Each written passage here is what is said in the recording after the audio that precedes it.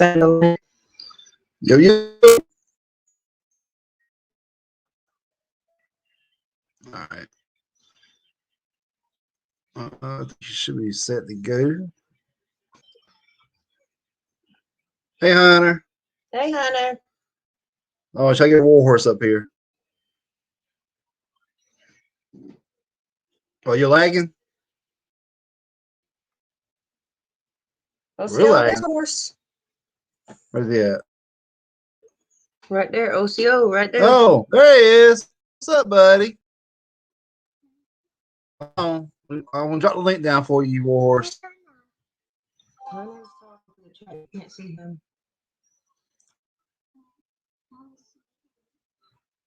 Leave him alone. There, Warhorse. Come on, everybody.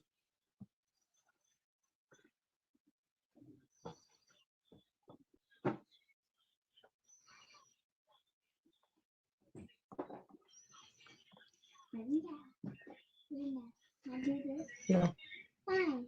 Because I said no. No playing with my makeup, honey. No. Can I get some makeup tomorrow? If I get up on time enough to get some makeup tomorrow. There he is.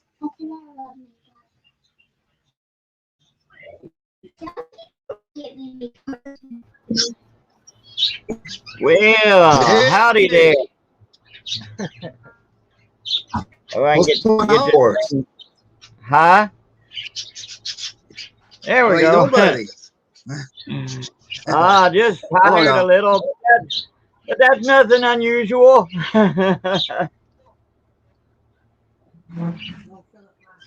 Oh, no. Wait, I'm waiting for baby. Well, we're all behind right now. I'm sorry, guys. Hey, that's all right. Okay. I stay behind. Even my behind stays behind. Hey, I better feel it.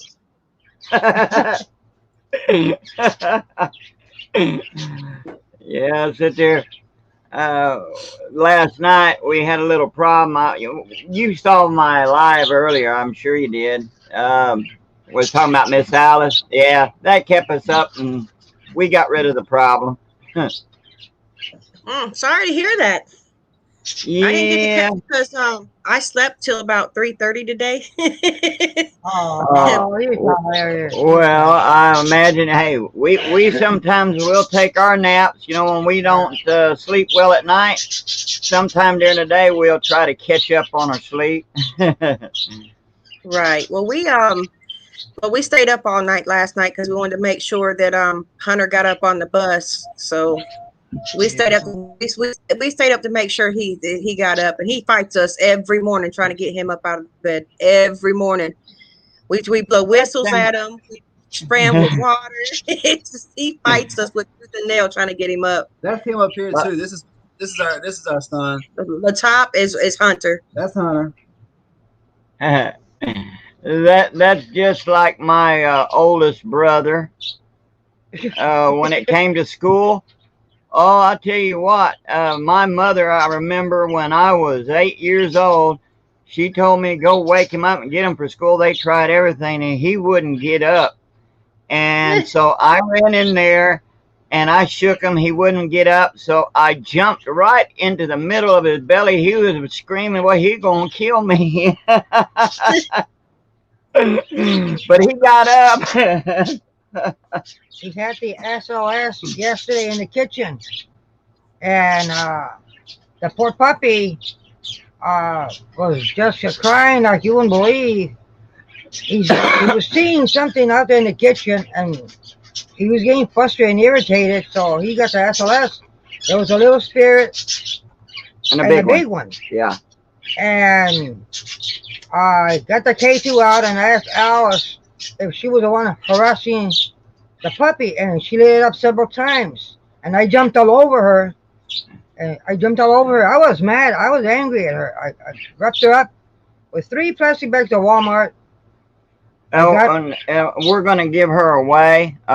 Sell her to whoever wants her, knowing the whole thing about her. If not, I'm going to burn her. I told him I'm going to burn her. She set me off. I'm going to burn her like I did it over there in Texas. I told him, I'm going to burn her. I don't care. I have to dig a hole and burn that thing up. I called her a bitch. That's what I did. I should have been mad. Yeah, she was mad. But there was a big spirit there. We don't know who that was. We have no clue. But when we got rid of the, we, told the thing to leave. And she wrapped up Alice and put her over there in the other cabin. And I put it in a box. And that puppy was just calm as a cucumber. I put it in the box. I put something heavy on the box. But I told her straight up, I'm gonna burn her.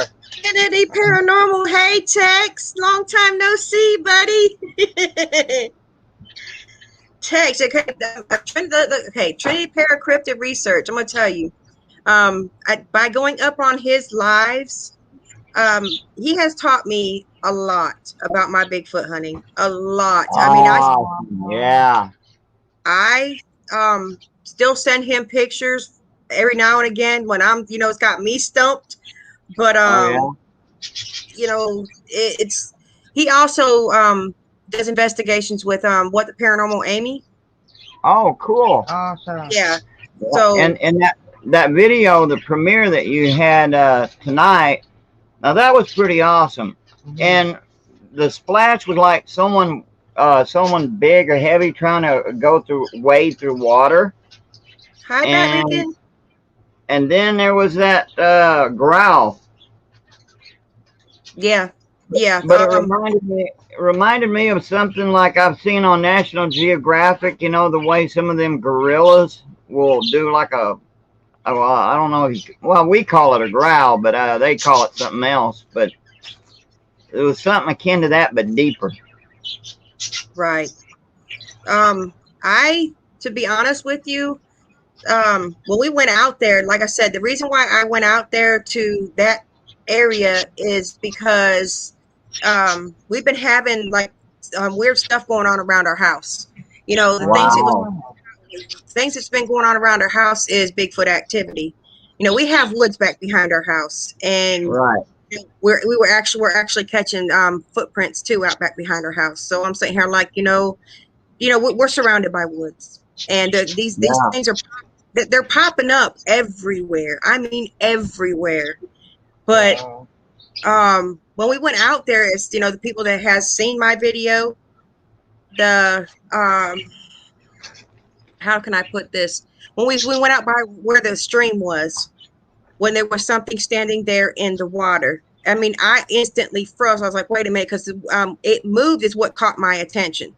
I'm sitting here like, well, that can't be no weed, because weeds are, it wouldn't be moving like that. There was no wind that day. It was hot.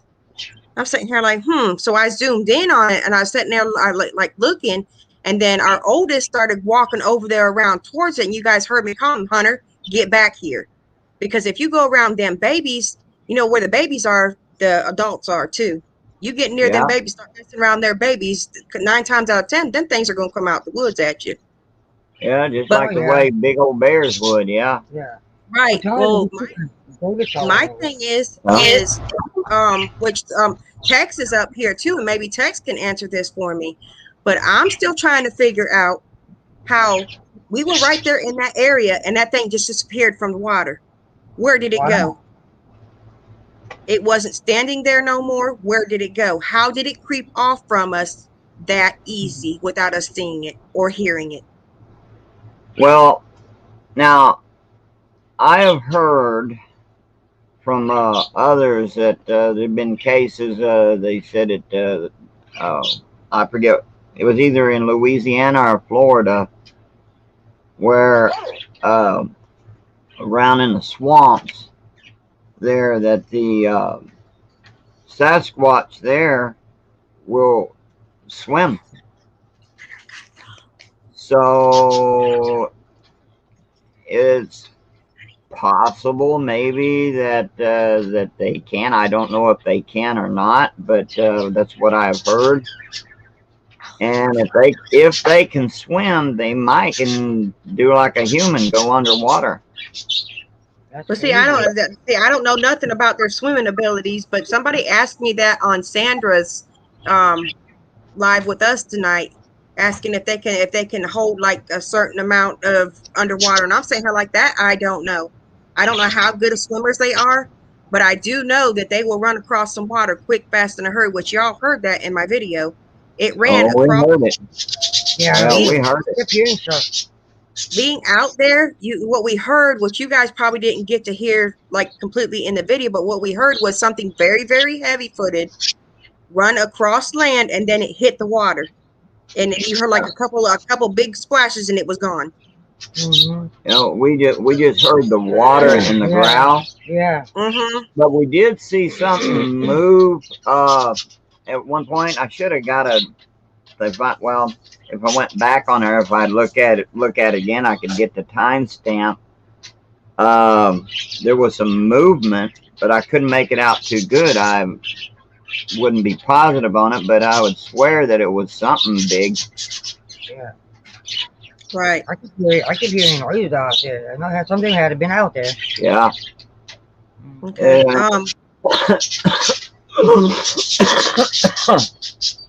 Yeah, my hearing. If you're still up here. Do what now? Never mind. Yes. I was gonna tell Tex if he is still up here and he would like to join.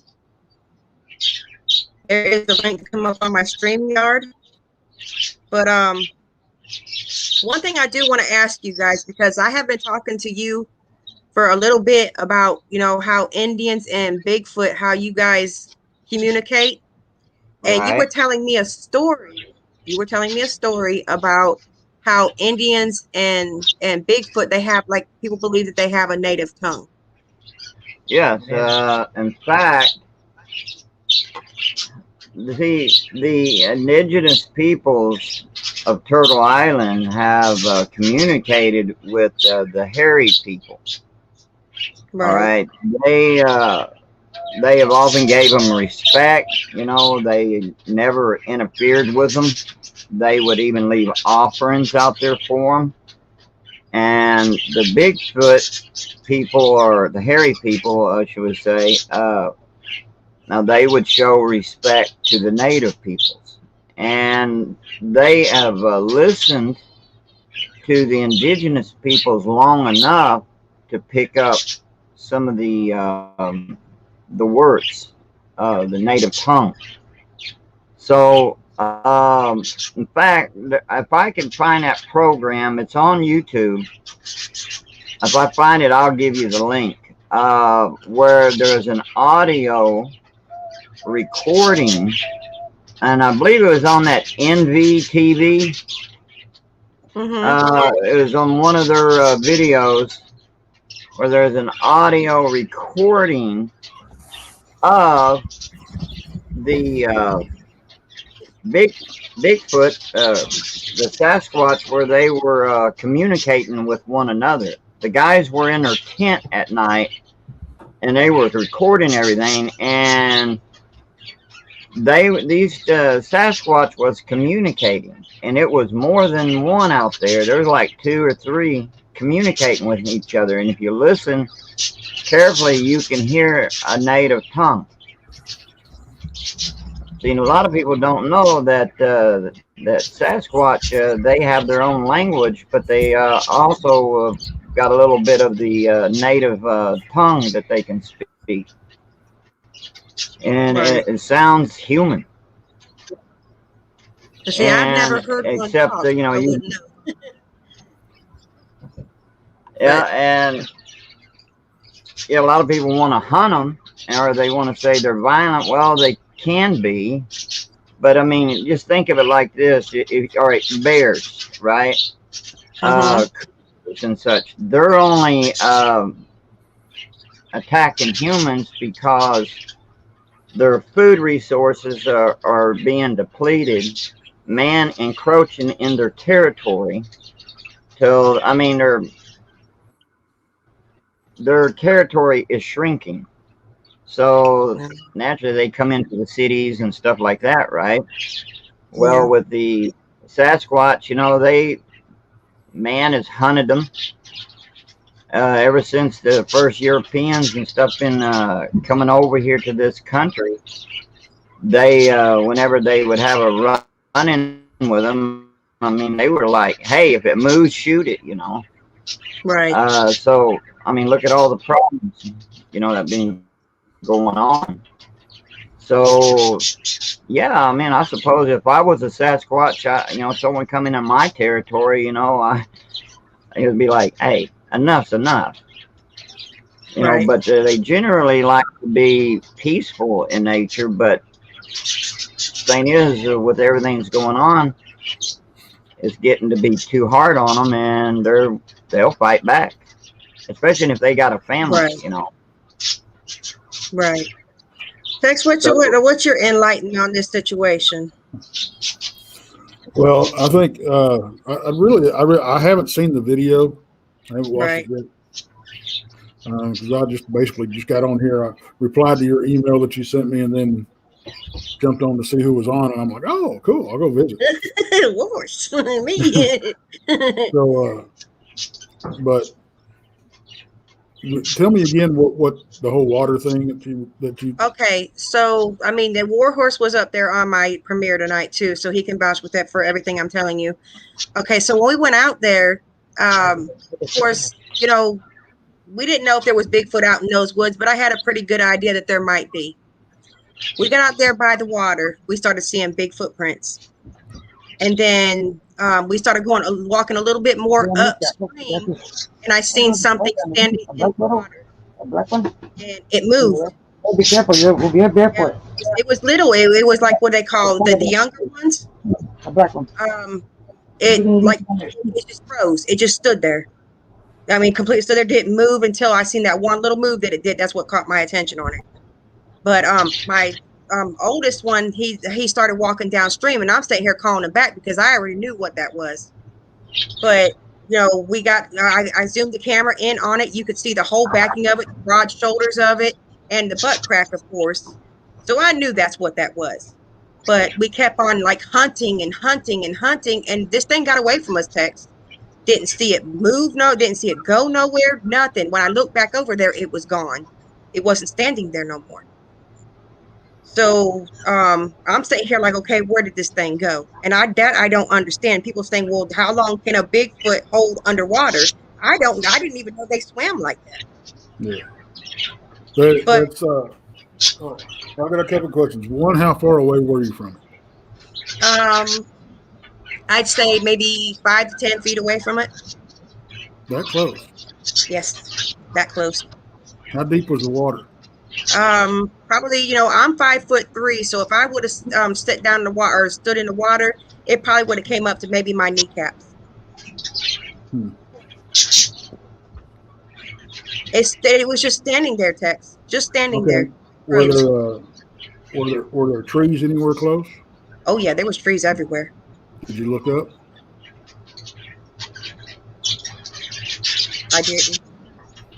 I didn't. It was gone, and you saw the disturbance in the water? Yeah. Did you hear anything? No. You probably just jumped right up in the tree, especially if it's a juvenile. Well, say, because it's funny too, because I mean, there was like, you know, from the bank to where the trees were was maybe a good, I don't know, 5 to 10 feet away from the bank was nothing. where the trees were. No, that's nothing.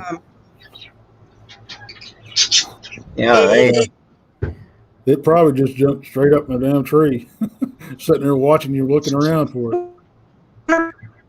Right now, where there's there's the big ones are. I do know that. I understand. I get it. But when we started walking out, we heard like this really, really loud like rumblage in the woods next to us when we were walking out, and then all of a sudden we hear this big like heavy-footed thing go running, like 1 or 2 splashes, and it was gone, completely gone, just disappeared. So I'm thinking that was a good possibility that was the actual, you know, adults watching us because their baby was there. But it took off running, Tex. I mean, it was like this thing sounded like it could be 400 to 500 pounds plus. It ran.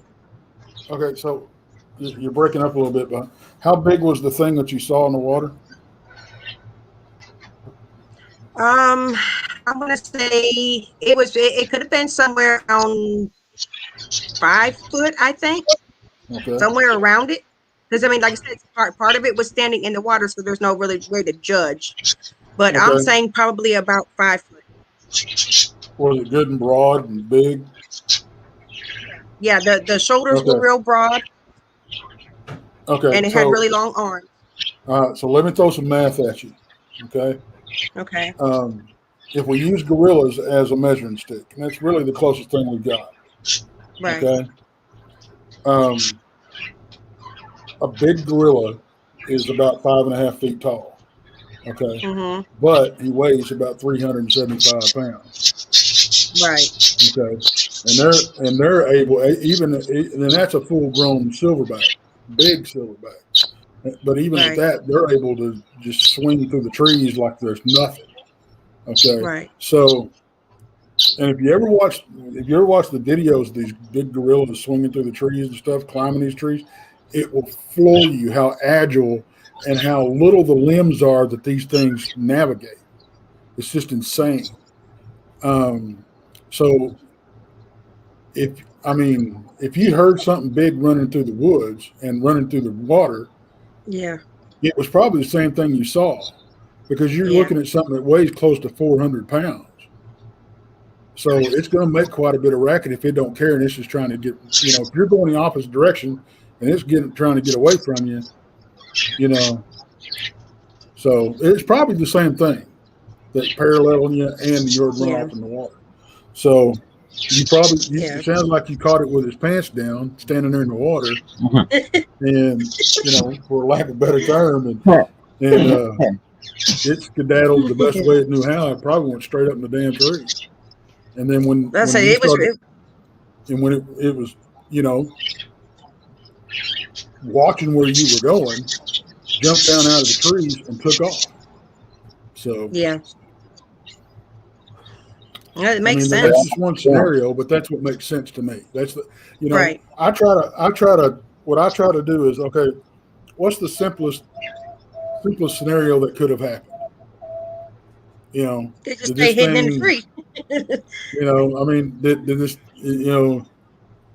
and what I've been experiencing in the field lately. Yeah. Okay. So, it's something totally different. We're even looking at Bigfoot being different from what the Native Americans referred to as Sasquatch and the tall man and hairy man and all that. Right. I think that's where the spiritual and paranormal element lies. Bigfoot itself, what we're seeing, and what's leaving the physical evidence and everything, that's the physical creature. Right. And this other thing is just using it as a diversion. That makes sense. So that really makes sense. It's because I credit these creatures with having the intelligence level of a killer whale. I've said that a million times. But what normal people, that's a relative term. Most people do not really understand how intelligent a killer whale is. They have their own language. They teach each other different stuff. They breathe. They are self-aware. They travel in family. They mate for life. They have what is, for lack of a better term, a funeral procession when one dies. Right. There was that mother that pushed that calf around for 2 weeks that was dead. Oh. Yeah. They grieve for their dead. So I believe that. There's a video out there, and it's an amazing video. Of course, they taught themselves. One thing is they taught themselves how to grab a hold of a shark, flip it upside down, and put it in a catatonic state to feed on. Right.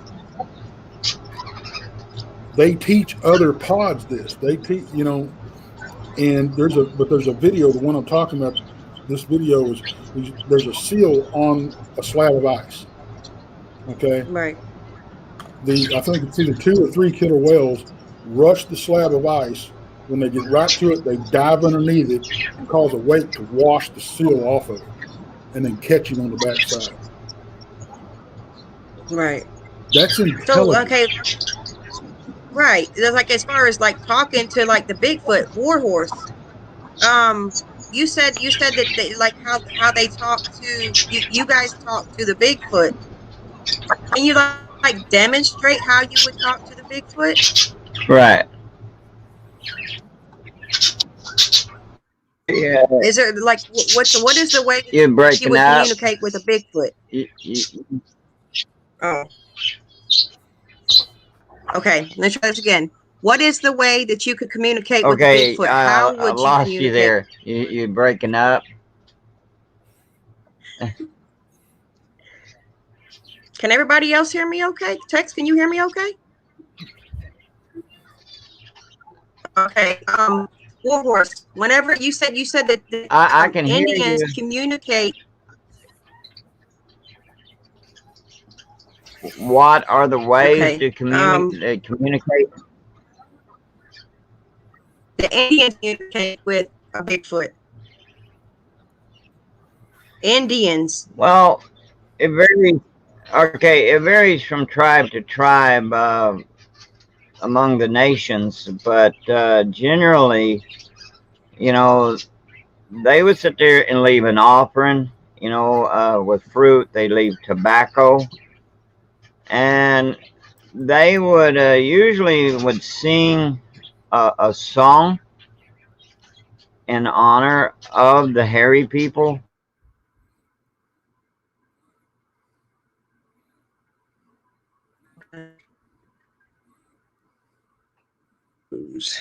Or I froze. Everybody see us okay? Warhorse? I think they froze up. I think they froze up, yeah. But you know, from what he's saying, as far as like Bigfoot goes and singing like, you know, the native songs to him or whatever, I really honestly believe that that would work. That's how they're talking. How Warhorse has told me that they can communicate with Bigfoot because they communicate through native tongue. And you know, I'm kind of wondering if that's possible because he's offered us to go out to Arkansas next summer to join in on their Bigfoot hunt and see if they can communicate with them. And I think that would be interesting to me. Dangerous, yes, very dangerous because you don't know how that these creatures are going to react. Well, I think, and I've said this before, I think they have picked up. I mean, they've been around these First Nations peoples for thousands of years. Right. I think it's safe to say that they picked up, if not actually been taught language at some point, you know. Because, I mean, if you look back in the tribal lore, you know, they have, you know, they've had relationships with these creatures, you know. Do I think it's the physical Bigfoot that all of them have had relationships with? No, I don't. Right. I think that's where the whole mind speak comes in. I don't, and that worries me. I'm not telling anybody a lie. I think they experience what they say they experience, but my worry is they don't know what they're talking to. And they just take whatever they're talking to's word that, oh, you know, I'm a Bigfoot and you're talking to me. Ouch. That's what worries me. Because I think we're back again. how many times in the paranormal field, have you been lied to by a spirit? A lot. There a you lot. go. And if this entity is indeed a spiritual entity, you know, and it's obviously already playing tricks on us, pretending to be Bigfoot, why are you going to trust what it says? That's just my opinion. No, though your opinion is much much appreciated because you know you've been out in these fields longer than I have. Like Warhorse, you guys know a lot more about this stuff than I do, and that's why I want to, you know, try to start like getting some of you know the Bigfoot hunters that have the more experience being out in the woods up on these interviews. Which I was going to send you a message text and get you up on my channel, and if you want to interview me up on your channel, I'll always do that for you. I think the world of you. Well, But thank you. that's why I go up on your live. I go up on your lives to learn from you, to listen to the things you have to say, because it teaches me. Well, And I know what? you don't see a ouch. That's very humbling. Go ahead. It really is. It is. Some of the things that you say, I'd be like, you know what? That's really actually interesting. And I'll Google stuff and start reading stuff about that. I'm like, I want to learn more about that too. But I'll sit back and I listen. My favorite ones to go up on yours is your Thursday brunch with Bigfoot. And for the past couple Thursdays, I've missed it. I haven't seen it. And I'm there like, I'm watching now. But didn't watch this past Thursday, but I'm going to watch it. I'm going to watch it. So, I appreciate everything that you do. I do. You're breaking up really bad. Okay. Can you hear me now?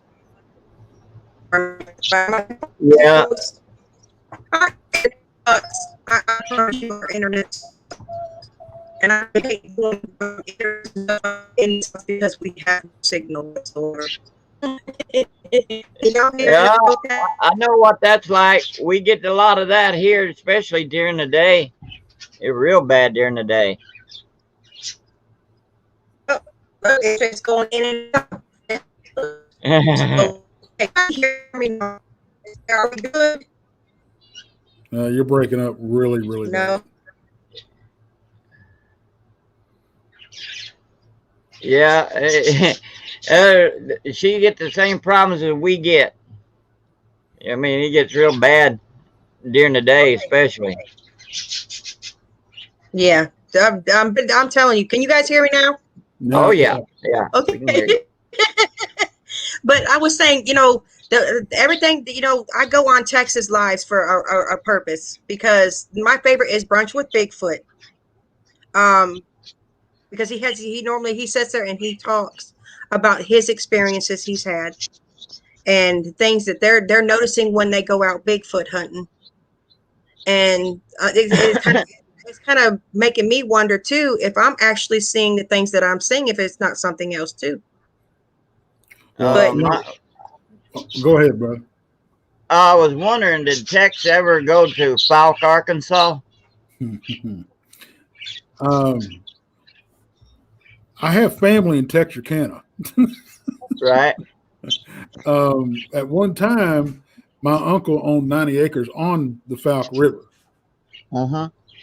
I have been there, but not since I've gotten into this. And I wanted to go to the little get together they had up there. Right. But I heard that I didn't miss a whole lot. I heard that it wasn't a good one. It was just, very, very rained nonstop. And it's gotten to where there's so many people there that you really can't do a lot of investigating. But that being said, I do have an invite to go up there and actually go out to the old trapper's cabin that was in the movie out in the swamps.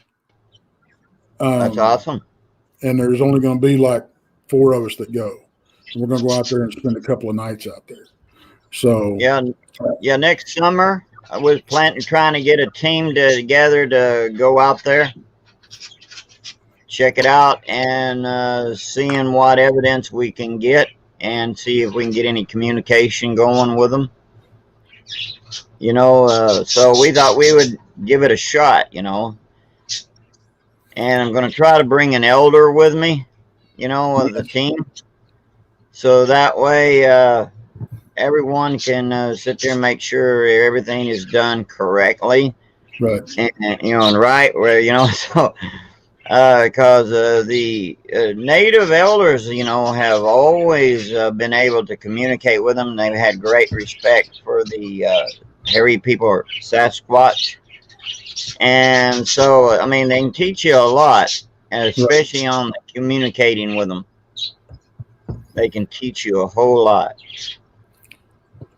Yeah, And the therapy of, especially around close over to, not far from Falk, out there in the Wichitas, you know, they have some Bigfoot out there, you know, so that would be an interesting thing, you know, getting out there, you know, to get all kinds of footage, you know, audio, everything. Oh yeah, yeah. definitely. What we're looking at now is the possibility of them, the physical Bigfoot, being Right. being actually more of a nomadic species than we thought, behaving more like the gorillas do, you know, move from spot to spot. Because look at what we've seen. I mean, the bedding areas, the nest, they're not long term. Hey, Jilly. So what we're thinking is they move around a territory, much like a big cat does. You know, a cougar, it has a, you know, big 150 to 300 square mile area territory that it just makes the rounds. And that's kind of the theory that we're working off of on these physical Bigfoot, that's what they're doing. They may, you know, stay in an area for a while, but they still move around in that area. Mm-hmm. Now, what we're talking about as far as the spiritual mind speaking, you know, communication with the Sasquatch, we think there's probably a whole different varmint. These dark shadows that you see in the woods, they're 8 feet, and you'll see what for years and years and years we've always called eyeshine. You know, for a long time I was convinced it was eyeshine, but you know, maybe it wasn't. Maybe it's these spiritual beings that, you know, their eyes illuminate. So who knows? I mean, that's just it. None of us are experts. We're just not, you know. And you know,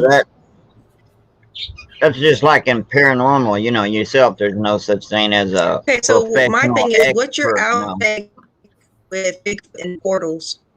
Do you believe that that's what they're doing? Are you asking me or are you asking Tex or both? Did you not hear me? You kind of broke up a little bit. She was asking Okay, if so now? yeah, you're breaking up. She was asking about about the portals, you know, how they've been talking about the Bigfoot and portals. Okay, let's try this. Can you hear me?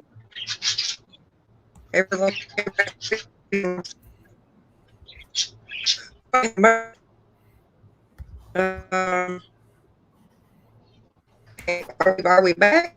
Hold on. Sort of. Yeah, sort of. You're gonna try it again. I think she's starting to pop back. She having a hard time with it. I know what that's like at the time. What in the world? Hey, Jill.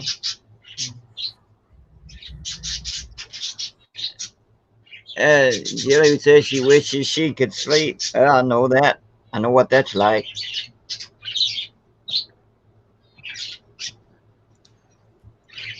Okay. What about now? Can everybody hear?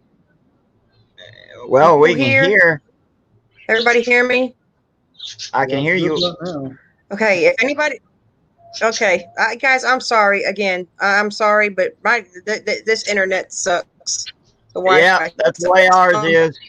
My thing is how does everybody feel? Tex? How do you feel about portals and Bigfoot? That's my thing. Like when Bigfoot go through portal. I don't think the physical. Do you believe in it? I don't think the physical Bigfoot are doing it. No, I don't either. I think it's something that is presenting itself as Bigfoot, but I don't think it's the physical Bigfoot doing it. And It's now, kind of making me wonder. well, okay. I mean, think of it like this. All right, you have other cryptids, right? Yeah. And you know, your skinwalkers and stuff. Now, skinwalkers, you know, way among a lot of the native peoples, the way we see it is, well, basically demonic. You know, I mean, they're able to sit there and, yeah, they're like akin to what we would call interdimensional these days. They can pop in and out. You know, what people would call the dog man. I don't, the dog man, I think, is a shapeshifter or cryptid, whatever you want to call them. I think that they're able to go in and out. But Bigfoot, Sasquatch, I don't think Sasquatch can. Now, there's some that believe that a Sasquatch can, but I don't. That makes sense. That makes sense. I mean, so I don't know about the dog man. What I saw was sure did look. It looked as real as you and me. Yeah, because you get a lot of the, you know, and not that they're not shapeshifters. The shamans, right? Well, the shamans that follow the dark arts can shapeshift, and not to mention they can turn to any animal, or they can even come off looking like another person. Right. You know, can shapeshift to even look like you, me, or anything you say. That's where you can come up with doppelgangers, different things like that. But, you know, that would be a whole long discussion in itself right there. But as far as Bigfoot goes, I don't think that he can shift off into a portal, you know. But I agree with Tex. You know, you can have some things out there that can look like Bigfoot, be something else altogether, something different. Right. Oh wow. So Miss Doris has a. Yeah, I think that. I think you definitely got a point there. I mean, it's there's a lot of crazy stuff going on out there, and I just don't think we have a good explanation for it right now. Because one, we don't have. I don't think our technology is the right kind of technology or good enough yet to capture that reliably. Right. Yep, I agree. And it's funny how the government's always trying to, the scientists and such, you know, that's sponsored by the government, trying to capture one. And if anyone who ever reports it and has hard evidence of it, they will go over and make that person shut up. You know, there have been a lot of reports of that, you know. Yeah. Which, when it comes to government and their black ops and all that kind of stuff, you know, I don't doubt it. I mean, you get some odd stuff when you got the government involved. You know, but so science, you know, if they had the technology to catch them, I think they already would have. But I don't think they do, because well, I think that or they wouldn't be trying so hard to catch them. Oh, I think they have. You know, I think they've gotten bodies, and I think they've gotten live specimens. But I mean, I've heard too many reports of, you know, them being killed and even pulled out of forest fires and everything else. You know, the fact the fact that you've got the Parks and Wildlife officers reportedly having to fill out 2 separate reports when they get a Bigfoot report, is, that kind of tells me something there. But honestly, the government doesn't have to work real hard to do a cover up. We do a lot of work for them. Yeah, there's all kinds of stuff like that. Yeah, because honestly, the Bigfoot community are a bunch of freaking cannibals, man. We eat our young. Well, Julie sits there and says, "What would you do if you come face to face with a Bigfoot?" I crap myself. Well, they don't scare me. I would be more scared of a mountain lion or a wild bear that's got cubs or something, and a poisonous snake than I would, or man, than I would a Bigfoot. Yeah, and the thing about it is, nobody can answer that question until it happens. I've been out in the woods with these creatures. I've been, I've had them come within, that I know of, 10 feet of the camp with just me. So they haven't done anything to hurt me. I've been within 20 to 30 feet of a dog man. It didn't hurt me. Odds are, you walk around the woods, you walk by some of these critters all the time, and you never even know it. These hunters that say, well, I've been hunting all my life, I've never seen anything like that. How come I've never seen anything? Were you looking for them? Yeah, they. Because somebody that don't even have camo on and that half-ass knows what they're doing can take 5 steps into the trees and be gone. Well, you get cases where these guys that go out hunting or whatever, and they when they do run into them, they have a bad experience. Well, sometimes you'll hear some talk about the bad experience they've had, but they never tell. I always wondered, why they're not telling the whole story. What was it they did? They had to have done something to tick it off. They don't just attack you just because they're mean or something, I mean, you have to do something to provoke it. I always think, just like with any wildlife, for example, is you got to respect it. Right. You got Doris, I'm going to answer that question for you. You've got a creature that's 9 feet tall, weighs 600-700 pounds. What does it eat? Whatever the hell it wants to eat. That's what it eats.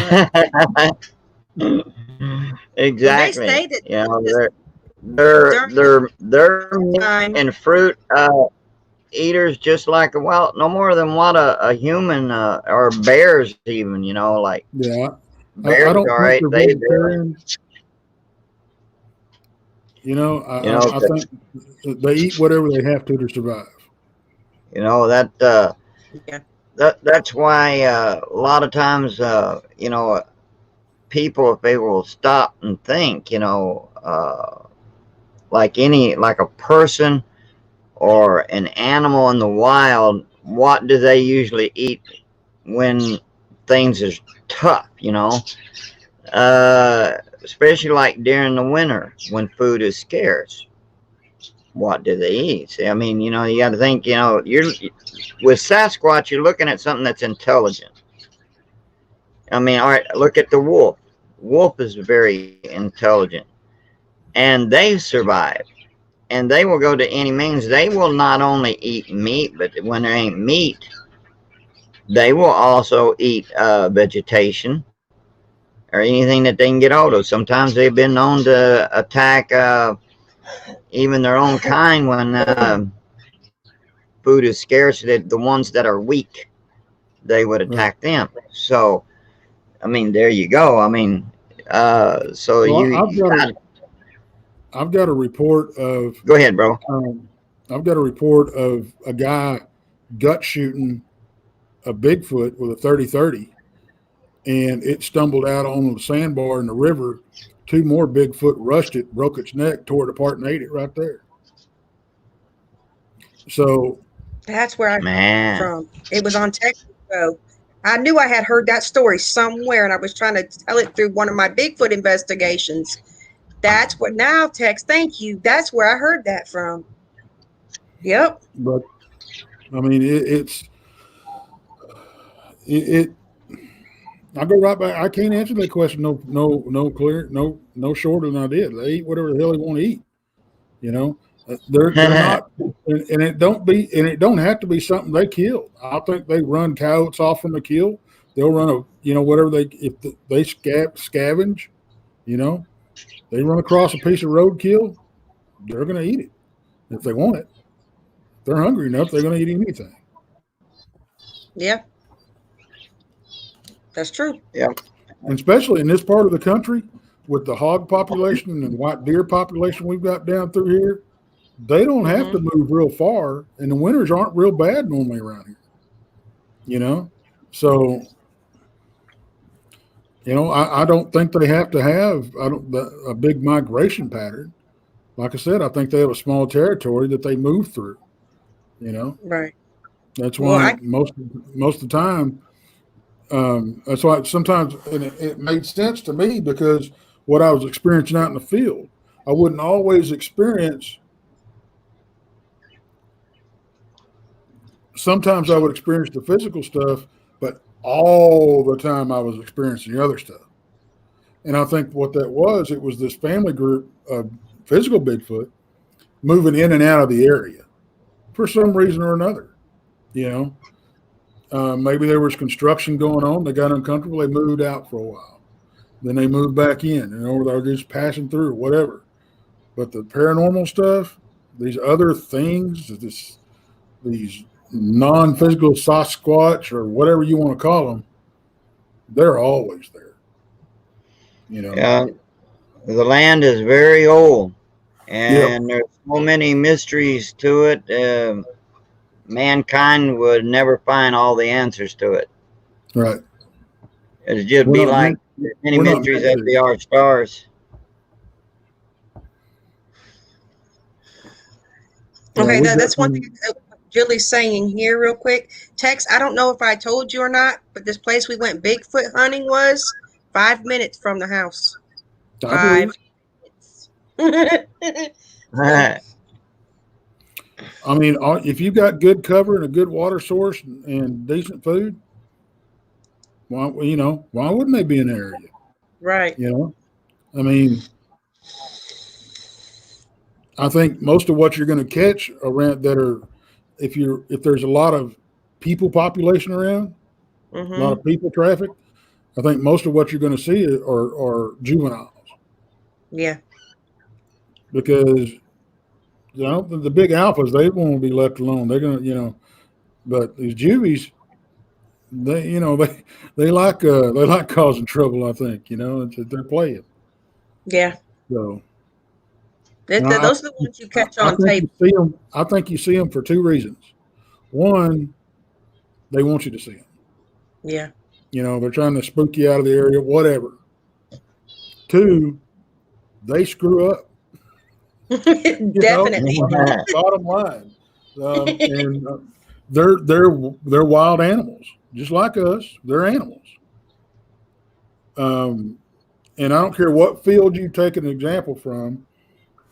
As far as humans go, the experts in that field. Let's take NASCAR. These are arguably the best drivers on the planet, right? Right. If they never screwed up, there would never be a wreck.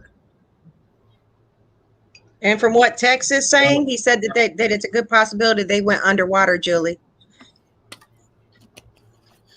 I mean, it could have, but from what you're saying, the water wasn't deep enough. I think it took to the trees, is what I think. Yeah. What Tex said makes sense because I mean, if the water's not deep enough for something that's big, Yeah, it would most likely it went up into the trees. You know, because I mean, if you take something that's about 8 foot, 9 feet tall, anywhere around in there, right? 7 foot, and so you got a water that's probably about 2 feet, 3 feet deep. No, it's not going to be able to go underwater, so it would have to only resources to go up. And I mean, it's like he was pointing out about the gorillas. I mean, yeah, they may be big, but they can do the heck of a climbing and swinging. Yep, they can. Right. As big as they are, you wouldn't think that they'd be able to disappear as fast as they do. I mean, seriously. Yeah. And they don't have to go far. I mean, that's what people don't realize. They think, well, you know, it didn't have time to go all this distance to disappear. It could take 2 steps into the trees and disappear. You know, Their strides are bigger than ours. You know, half the time, And, I mean, half the time you see them, you think you're looking at a tree anyway. Yeah. See, hunters and you take military, the hunters think that they're real good at camouflage. Nah, when it comes down to it, Sasquatch has got them beat on that. Well, of course. I You mean, know, they live in that environment. Their life depends on it. You know, they're exactly. You know, what's the term that I've heard? Forest ninjas. You know, so Yeah, that would be a good term for them, you know. Exactly. You know that Definitely. and the thing is, the Sasquatch.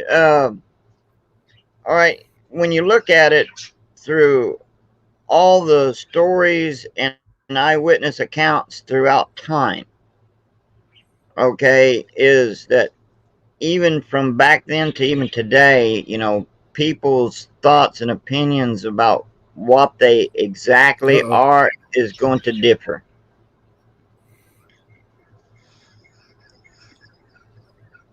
I think that's the way of hiding. Yeah, I really do believe that too. How they camouflage themselves. That's their way of hiding.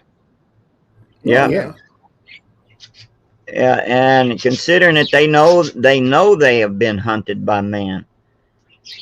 Well, you know, so they, you know, I'll tell you what, and not to mention for hunting, you know. Yeah, and Brenda, I think you saw this on my channel. The thing I did with the gorilla pictures. Yeah, I did. I mean, and that's just gorillas, you know. So they're a lot alike. They are. They gorillas are. And whether they people are. want to admit it or not, you know. Well, that's like, line up. I mean, that's like my own thoughts. Well, don't mean I'm right, but my own thoughts is that they're between something between akin to the apes and humans, somewhere in between. I mean, that's, you know, I don't mean, they don't mean that I am correct. Right. But considering with everything that's been said about them by the native peoples and what others have described and everything on and on throughout time, that would, I mean, because it's like the pictures that you've seen of them, what little you could see, yeah, it makes you think of human and ape. And then not to mention, they have the master of the native language. So that would make them akin to human almost. Right. Right. So, but then again, parrots can mimic human vocabulary. Yep. So, you know, so, but they have more of an intelligence on the communication with this language, using native languages. They actually show that they are quite intelligent in every aspect, and they have young. And from what others have described, is that the way they raise their young is almost akin to the way humans raise their young, almost.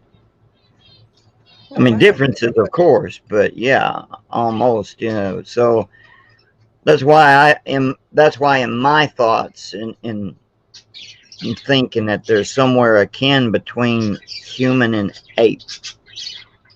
Yeah, well, But, a lot of people consider him the missing link. yeah, which is damn possible. Because look at what you're looking at. I mean, it's like, man. I mean, they're very intelligent. I mean, you sit there and you'll look in. All right, just when you're just looking into certain animals' eyes, you see the intelligence. Right. All right. And all living things have a soul, a spirit, or they could not survive without one. But when you're dealing with human, that's the intelligence is a little bit slightly higher up, should we say, than animals. But the thing is, when you sit there and you think of it all together, I mean, you have to sit there and look at them as they have to be somewhere between human and ape.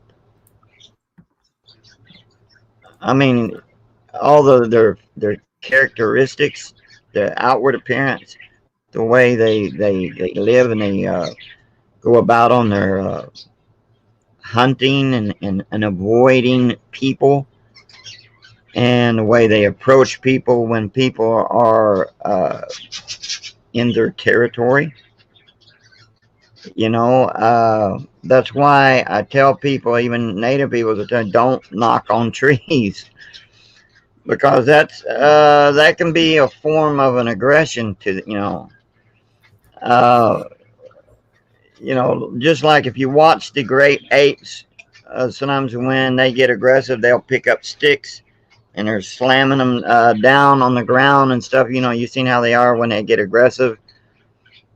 It's more or less when you hear them knocking, that's saying, get out of my territory. They'll do that with another Sasquatch that's invading in their territory, and they will do it with a human.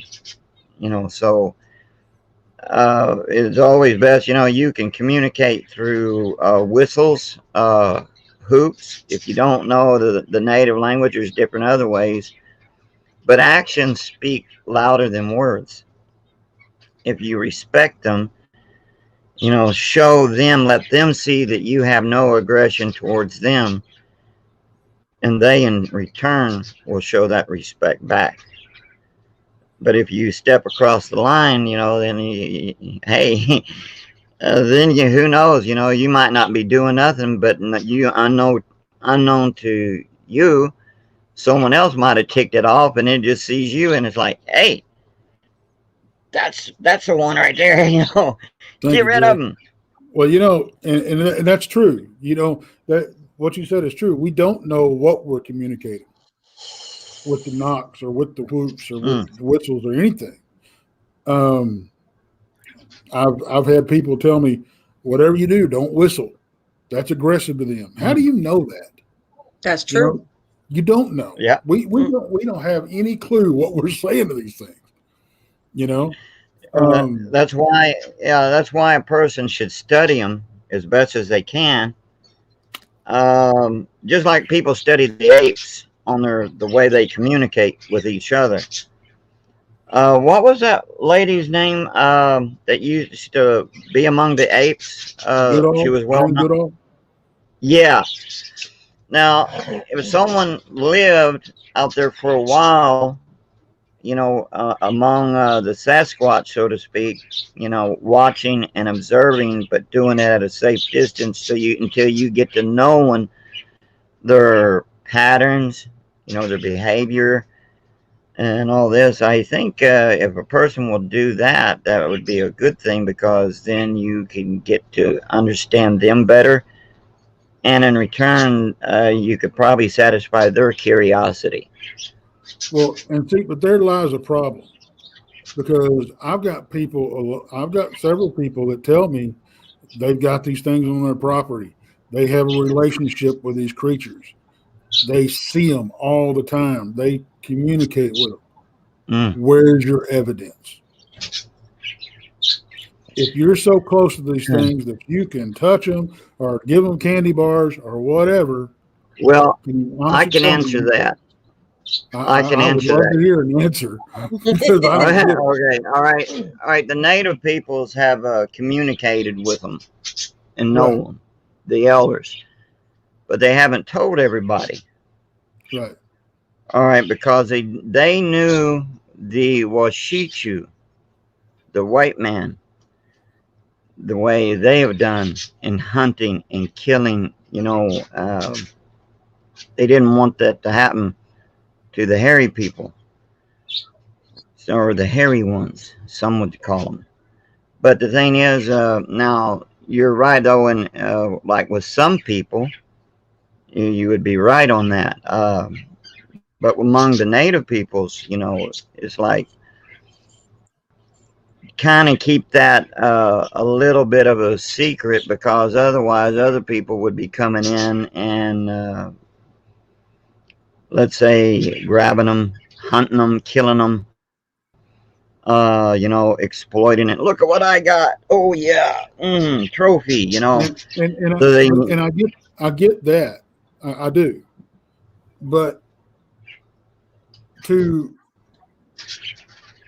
as an Anglo, come out and say, I've got these things on my property. I communicate with them on a daily basis. I feed them. They come up from my porch. I see them all the time. Good God, I had a guy tell me one time that they had befriended an alpha dog man and was having daily conversations with him. Okay. oh man. And when we pressed him, you do get a lot of people that will exaggerate, hoping that they can get. Yeah. And what I see 9 times out of 10, and I'm not calling these people liars. Don't get me wrong, because I'm really not. Maybe they are experiencing. I don't have any reason to tell them that they're not. But it's hard for me to believe that you're so close to these things on a regular basis, and you have nothing to show for it except blurry pictures like everybody else. Yeah. Come on. You're speaking of these things and you don't capture any of this stuff on audio? If you're such good friends with these things that they're telling you that your beard offends them and you can't get any better evidence than a blurry picture, I'm sorry, I can't swaddle that. Well, when if let's put it this way, if these people are like you was bringing a point out, if they had this communication, right? All right, now, you can see if they really did, you could sit there and see, okay, that maybe they would have some sort of evidence, but not tell where they live.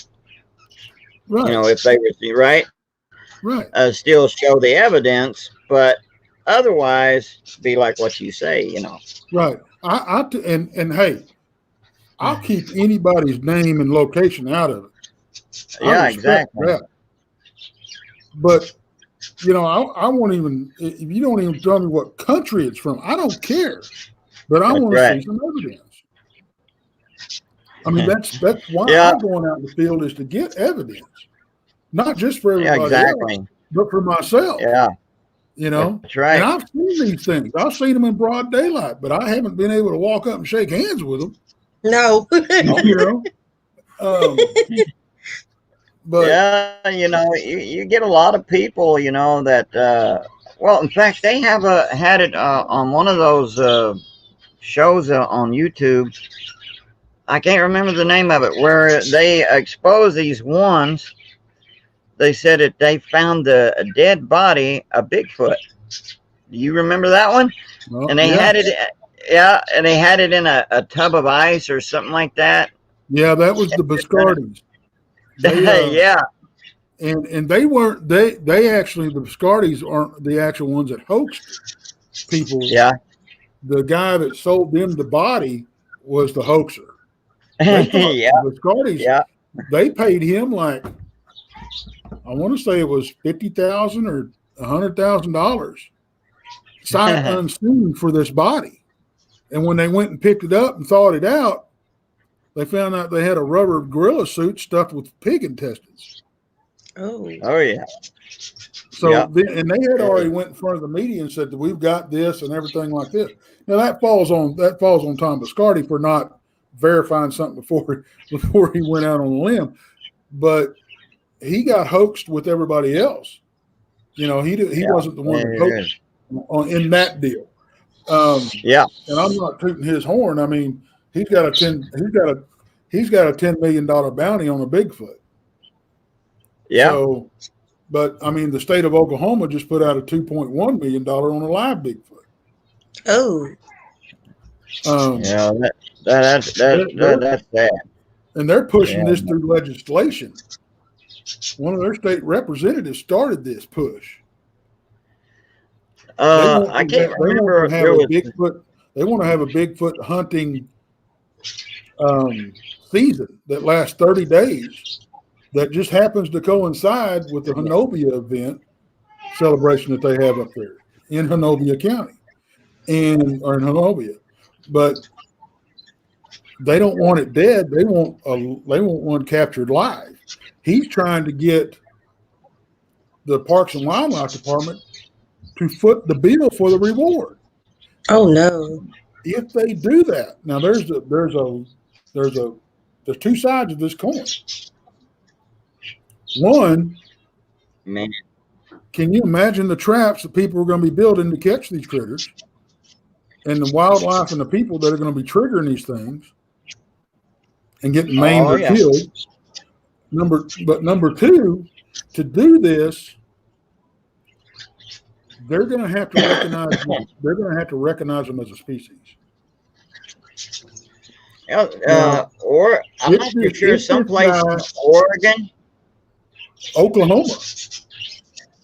Yeah, I know, but there was some place in Oregon where they made it a law against hunting Bigfoot.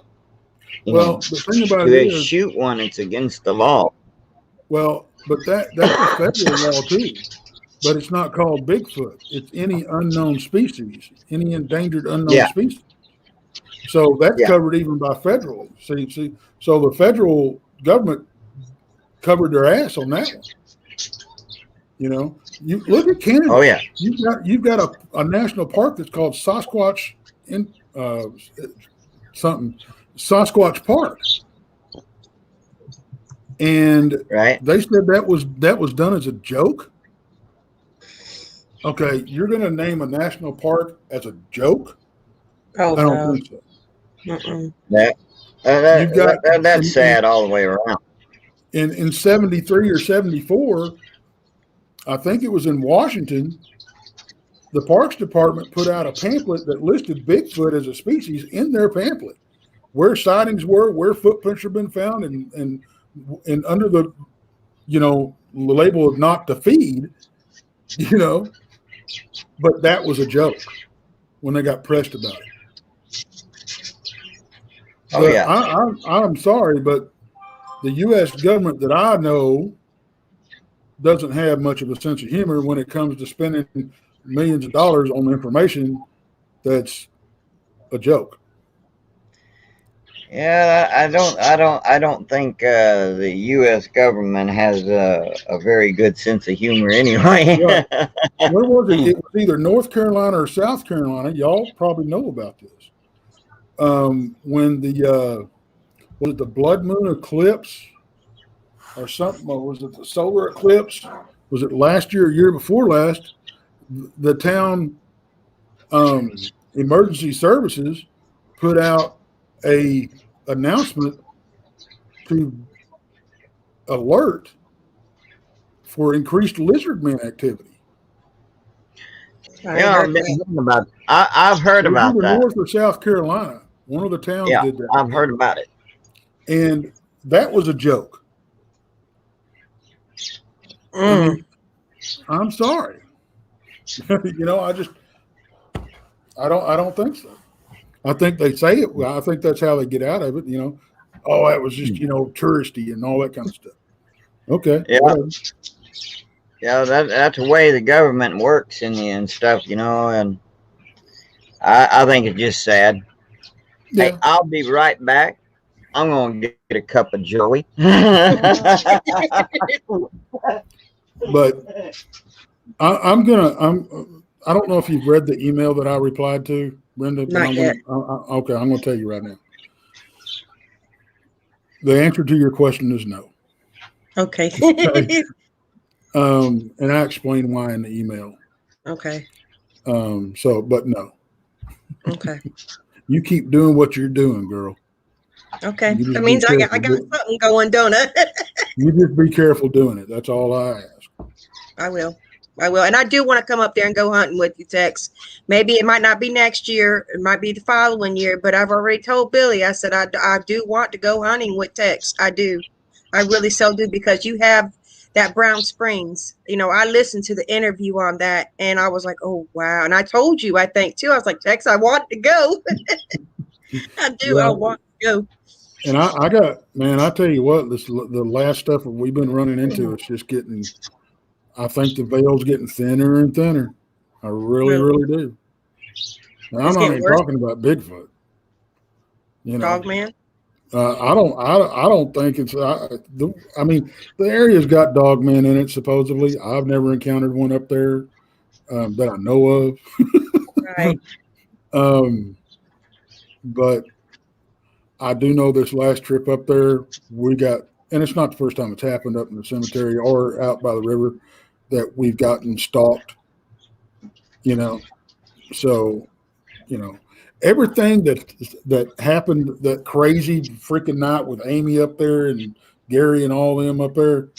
Right. I've had all that stuff happen before to me, but I've never had it happen as intensely as it did that night.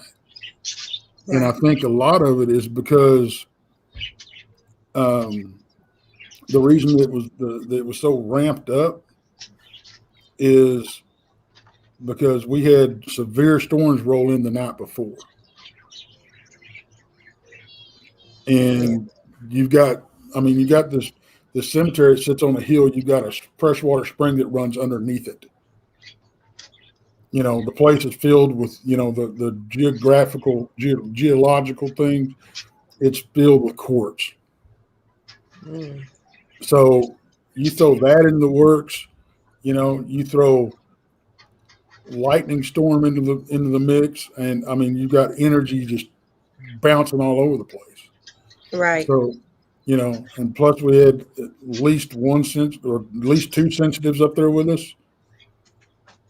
You know, I mean, they say I am. I don't know. I call it my gut. I did have an experience up there that I've never had happen before. And that's that whole, my shoulders and my arms feeling heavy and hot, you know? Mm-hmm. And I've never had that happen before. Plus, when you get to looking, you've got ley lines that intersect almost right on top of that place. So, I mean, it's the perfect storm up there, for lack of a better term. You know? Right. So, I've been grounded, by the way. Uh-oh. my whole, because you know that my whole deal, all, you know, a long time is me going up there by myself. Right.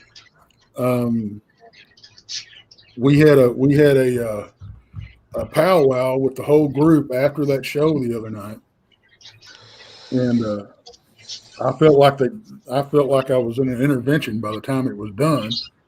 Uh-oh. Because I mean, and then they're legitimately worried about me going up there by myself anymore because of everything that's going on. You know, because it's gotten that dangerous up there, they think. Oh. And just hearing them speak from their heart about how bad they would feel if something happened to me while I was up there. Be it, you know, with one of these critters, the paranormal side of it, or something natural. You know, Right. like me, God forbid, having a heart attack, falling, whatever, which is all a possibility. You know, the fact that they would have to live with that and hearing them talk about it, Yeah. you know, Maybe it's a good thing. it is. It eats at me, I bet it does. but because that was my deal, you know. But I feel like I've been up there. I've been up there a lot by myself and captured a lot. And anybody that hasn't listened to it can go listen to the audio that I've got that's got the growls and Brent, I don't know if you've listened to that or not. It's kind of hard to listen to because I make a lot of noise. You're a loud hunter. I have listened to it. Yes. Because and that's another thing. All these guys going out dressed in, all camoed out, look like they're going to hunt for predator, or whatever. That makes absolutely no sense to me. These things know that you're there before you even land a boot on the ground. That's true. Yeah. And the more suspicious you act, the more suspicious and drawn back they're going to be.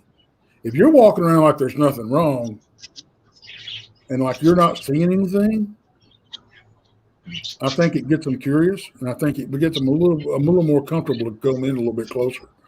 Right. Because if you'll hear something or even see something and not react to it, they think they're getting away with something, I think. Right. And they get a little confident, and they get a little closer, and they get a little closer, and they get a little closer. Mm-hmm. And I think that's where I've gotten why I've gotten a lot of my stuff, a lot of my encounters. That being said, the other night when I was doing the show, Ranger X, which we can't reveal his identity, unfortunately, because I hate he's got so much of this stuff that we think we figured out so far. Is he deserves so much of the credit, and it just burns me up that he can't step out of the shadows. But I respect him because he can't, But Jason has been telling me for months that he thinks that one of my first encounters was a big cat, was actually a tiger. Well, what we didn't know was we knew the Tiger King or whatever had his place about 40 miles away. What we didn't know was after he went to jail, some other old boy bought it and moved it to within about 5 miles of where we do our research.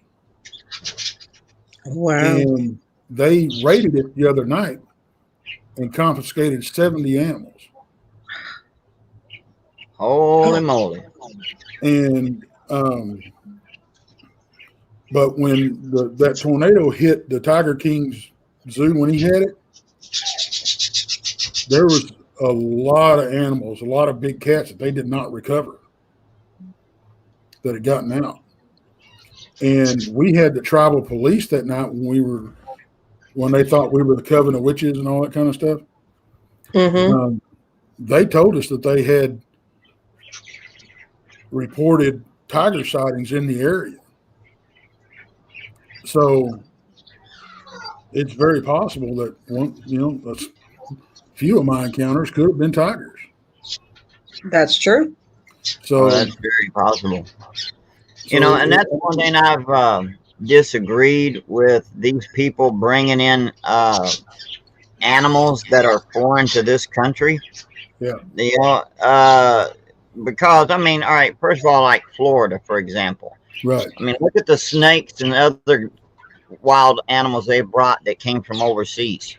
Right. And they let them loose deliberately. Well, the Hurricane Andrew had a lot to do with that. Oh yeah, exactly. So you got a whole combo of different things involved. People, storms, and it's just a shame all the way around. And that's like, let's say if you're out on the West Coast, an earthquake comes along. Some of them animals get loose there. Could you imagine the havoc there? Oh yeah. Yeah. And oh yeah, that's like Yeah. there had been a game and fish commission and stuff. Sit there and would have these guys that don't even know what they're talking about. Would say that there is no leopards in Texas. There is no leopards in Arkansas, but there have been sightings of leopards, even photographs, and them idiots sit there and say, "Oh, them are just domestic cats." Yeah. You know, like seriously. You know? It's like, oh man, and they'll tell you that there's no such thing as a panther in Arkansas. No better. One killed my dog. I had a little miniature Spitz. Me and my wife was gone. We had like about 4 or 5 dogs, and they were outside. And our little one, it was inside, but usually sometimes we'd let it out with the others. You know, we wasn't going to be gone long, maybe a couple hours, an hour. We come back home, and here he was with all this blood on him. You know, he was solid white. He had all this blood on him and stuff. And so, and this was on a Sunday. We was trying to find a vet to take him to, and we found it, but the vet was probably about 45 minutes away. Time we got there, he died. Oh. You know, he was, you know, and but I figured, well, since we got to the vet anyway, I need to find out what did it. Do he has any ideas? And he checked it over thoroughly, and he said this was done by. He said, I'm telling you, this was a panther that did it. And you know, it had some of the black hair of the cat on him, and then not to mention, you know, the claws where it raked it, you know. I kept wondering, you know, why didn't the other dogs jump on it? You know, but maybe they were all scared of it, you know, helter skelter, you know. But and there's been people that would report out there off of Highway 107 in between like a North Little Rock area. They reported, a lot of them reported panthers. And there's times I've even heard myself heard a panther scream, you know, at night. And I know the sound of a panther, you know. And so these wildlife and game people and all this here in this state, you know, they can lie to people all they want, you know, but they know that, well, a good deal of them know it's the truth, that there really are some here. And then there's some of them that don't even have any sense. Right. You know, they think, I'll tell you something. I'll tell you something else. That a little thing that they're using, because when they tell you there's no panthers down here, they're not lying. Yeah. And I'll tell you why. Because they're technically black jaguars. Yep. That the black jaguar is native to Texas, Arkansas, and Oklahoma. Mm-hmm. Okay. They were hunted to almost extinction, but they were still down in South America and Mexico. They're starting to come back now.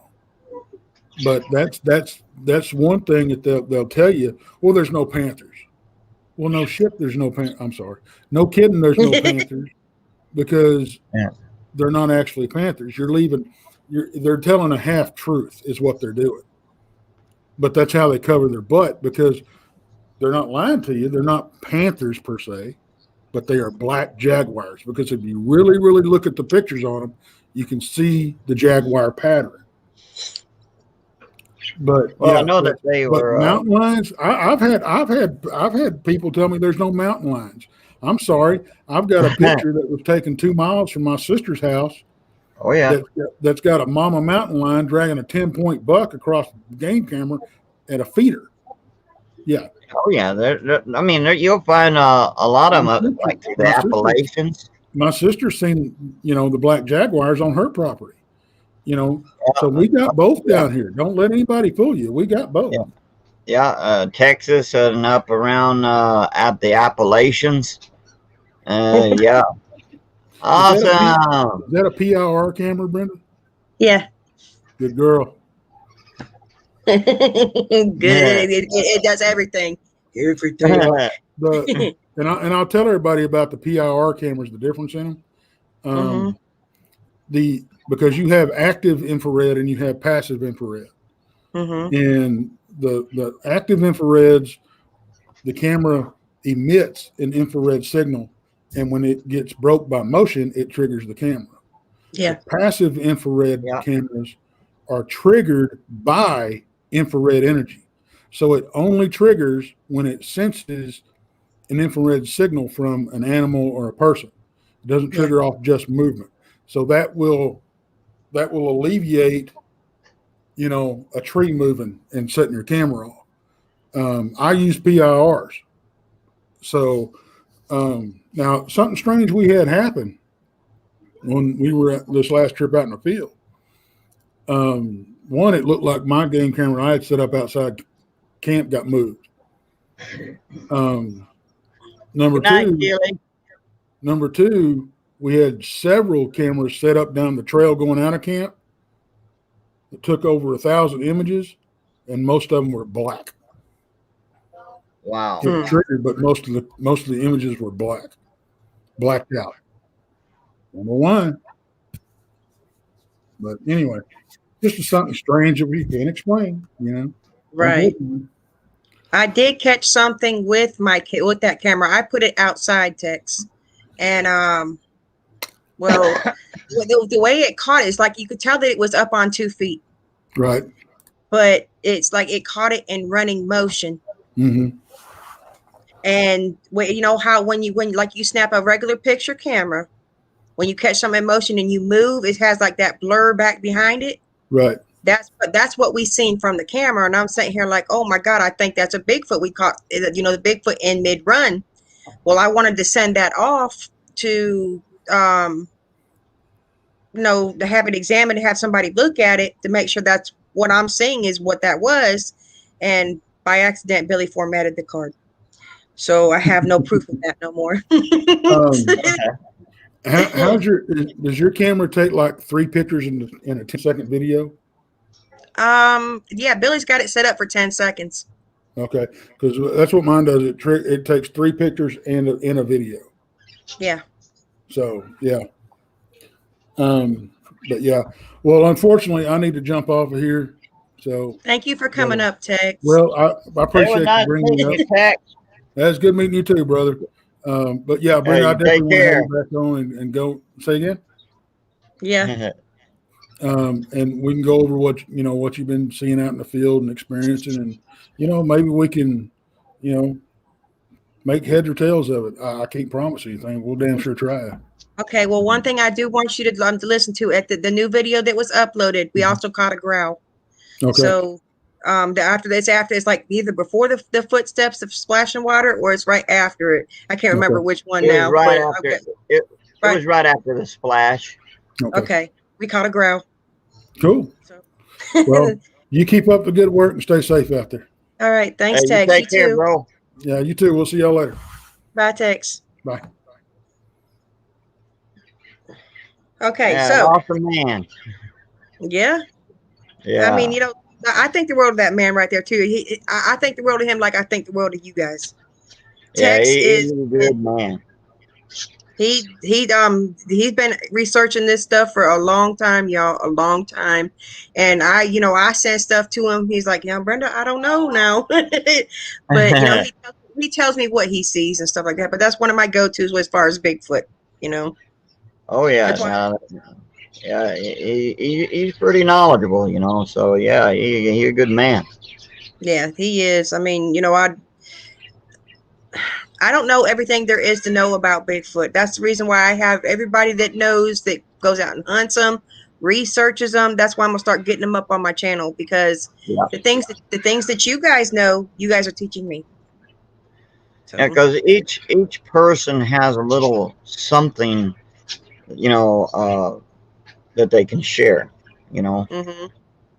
it's like Tex pretty much nailed it. I mean, there's no such thing as an expert on Bigfoot, but you know, you got some of them that claim it, you know, and it's like that's like those who claim that they're an expert in the paranormal. It's like, no, they just have had experience maybe in the paranormal, but that don't mean that they're a professional. They're Right. not an expert, because nobody knows everything. No, they And really don't. and even as old as I am, I still look at it this way: I'm never too old to learn. And it's an ever learning process of life, so we're always learning. But you get some idiots who'll think that they know everything, and it's like, no wonder they can't learn anything. So from what I was gathering from Tex, though, it sounds to me like whenever I do go hunting out there with him, I need to make sure that I have my piece. I have a piece on my side, because you don't never know what's going to come out them woods on us. And That's right. That's why I try to stay on Billy too when we go out. I'm like, babe, try to have your gun on your side. Please do not go out without your gun on your side. And he's getting pretty good about putting it on his side now. Oh yeah, that's true. I mean, you need to always have something there with you. As much as one does not like the idea of using one in certain instances, but however, it is only wise that one has some kind of protection, because wildlife in itself is unpredictable. Yeah. When you're out in nature, you never know. And it's like maybe somebody might have ticked off Bigfoot and then see you and then like, you're it. Right. So, but a lot of instances, if you ever look at a lot of the reports where someone said that they ran into an aggressive Bigfoot, where they were attacked, and they never tell the whole story. They never tell what they did. Right. They were taunting them. Yeah. So, they have to watch what they're doing. You got to show respect, for wildlife in general. When you're out there in the wilds, you got to show respect. Even a hunter, if they don't show respect, well, they're not much of a hunter. Yeah. Native people's hunted, but they only hunted for what was necessary. And they still even showed respect when they was out hunting. And, anyone who will show respect to the wildlife, don't go out there and say, it moves, shoot it. It's like, man, there's been people that got shot at by other hunters, and these ones that got shot at were wearing that hunter orange. Somebody had just getting crazy and they said, it moved, shoot it. It was a deer. Yeah, that deer was very fashionable. It had orange. Right. Yeah, so, but, Bigfoot, Sasquatch, by whatever name that, you want to call them, they will react like a way a person or any wild animal would if you encroach on their territory. Yeah. Well, we get stuff thrown at us when we get too close to them. They always start throwing stuff at us. Yeah. And that's always a good time when they do is, and that they're seeing you, as you leave some fruit, down and just, that they're seeing you, place it on the ground or on a stump or a rock and just back off and give them some room, so to speak, is the best approach, so that they will know that you are not going to be aggressive towards them. People often sit there and get bent out of shape and they'll want to fight back because they shoot back when a Bigfoot is throwing things at them.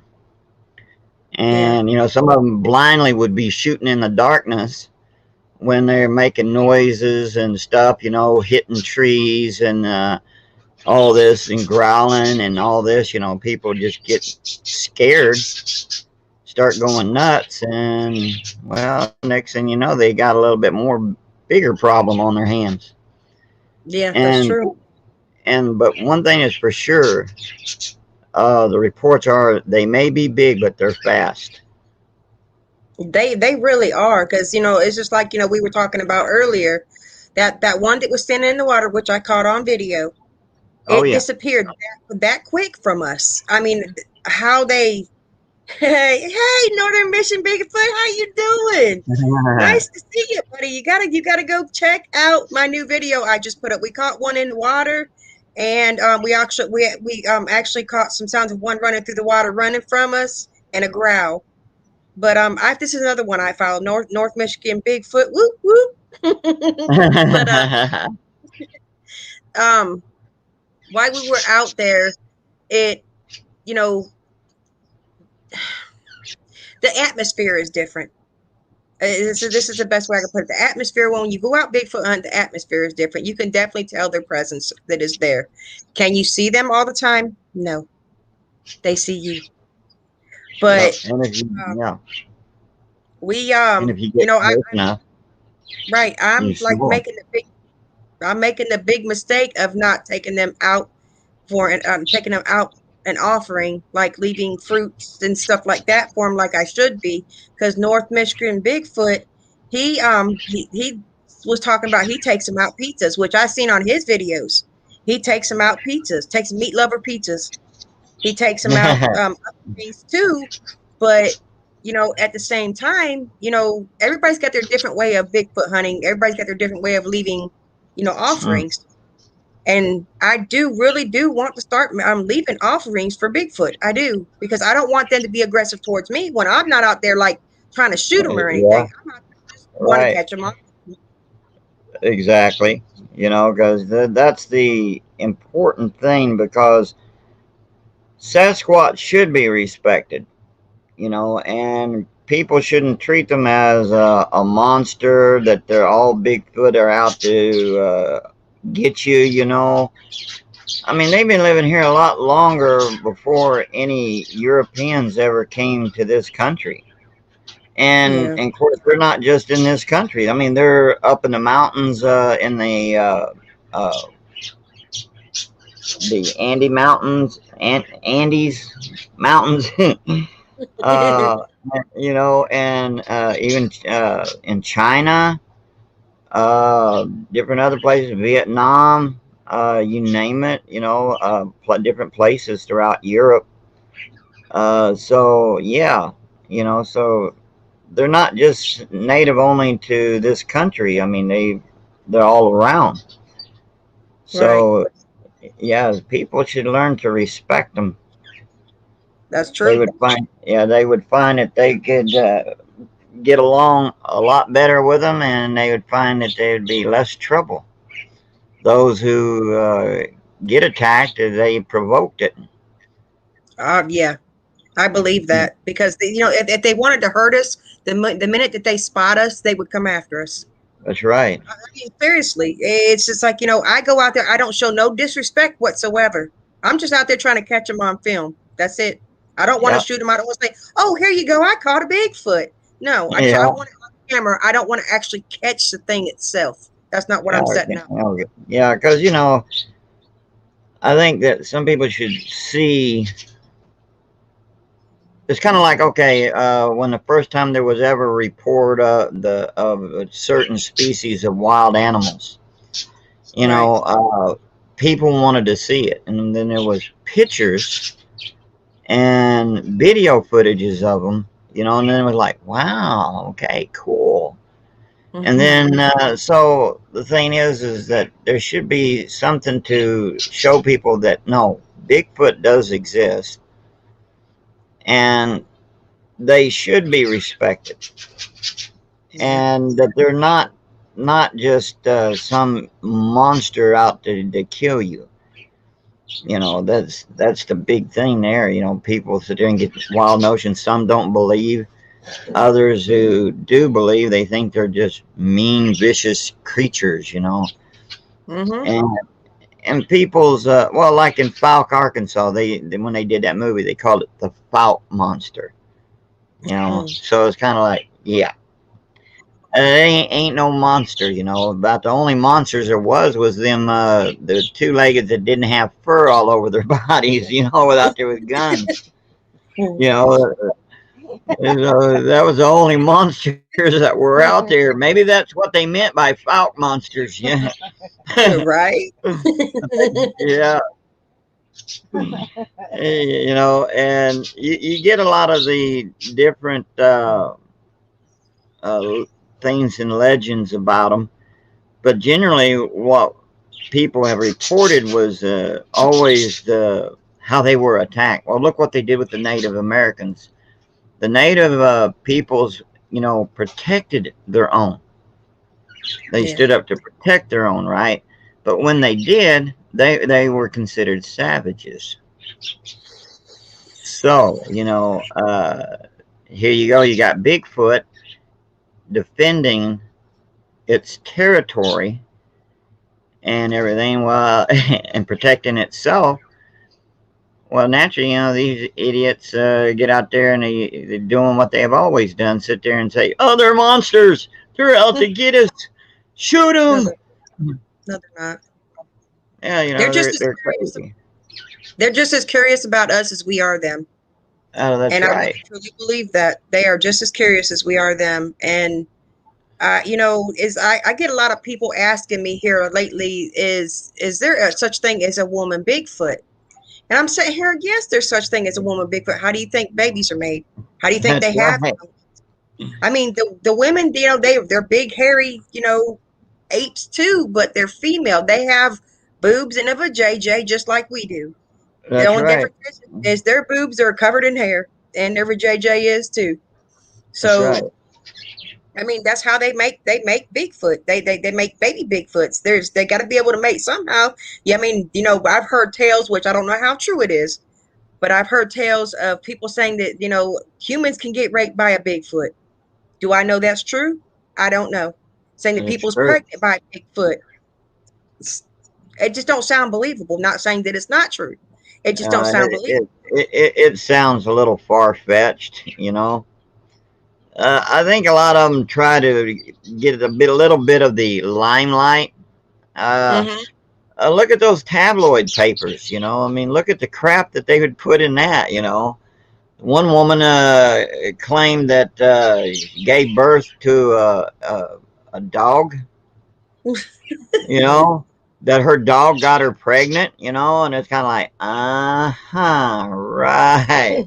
You know, to be honest with you, that would make that woman a freak, because what in the world would you be doing having sex with the animal to begin with? Exactly. She would have a tail.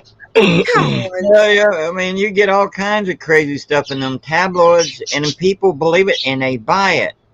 They'll go out and buy a tabloid paper. I mean, they still got them, you know. And let's see, what's that one they call the Sun? I think it is. You know, and it's like, oh, come on, you know. I mean, you can't believe anything these people print up, you know, in their papers and their nah. I mean, it's too far-fetched, you know, it's crazy. All they do is out to make money, and they pay these people to come up with these weird stories, you know. And so, yeah, the people see I can be in the limelight. All I have to do is say this or that, and man, yeah, I can get my face in the papers and I make money out of it. You know, I mean, you see a lot of that crap going on. He said he's been bluff charged 3 times, and they stopped. You know, I've heard tell of that too, Michigan, because they say that they won't get right up on you if they bluff charge you. I think they use it in like a different term, but if they start running towards you, that they will actually stop before they get you. That's their way of scaring you, like, get out of my territory, you don't belong here. Yep. And I mean, if you ever watch gorillas, if you ever watch them towards other gorillas, they'll do the same thing. It only when the other one refuses to back off and respect the other one, well, then next thing you know, there's some kind of altercations. But you know, people, you know, they tend to not understand, you know, that which is outside of what they consider their norm, you know, and so they got to exaggerate it in some form or way. They don't want to try to understand. It's just that they come up with these strange, odd concoctions in their head, you know. So I mean, that's sad, but you got them, you know. But yeah, they would definitely be sitting there coming out and doing a bluff. Life Adventure says, every Squatch I've encountered, there is no bluff charge. When they come toward me, they keep coming. I have maneuvered them to get away because I could not outrun them. Nobody, I don't think anybody could actually outrun them. They're so fast. Their strides are a lot bigger than ours. Like 2 or 3 of our steps is equal to their one. Oh, I mean, they're very fast. Oh, there's really no way to outrun them. Not unless you're in a car. And I'm not even sure that you can outrun them in a car. No. They're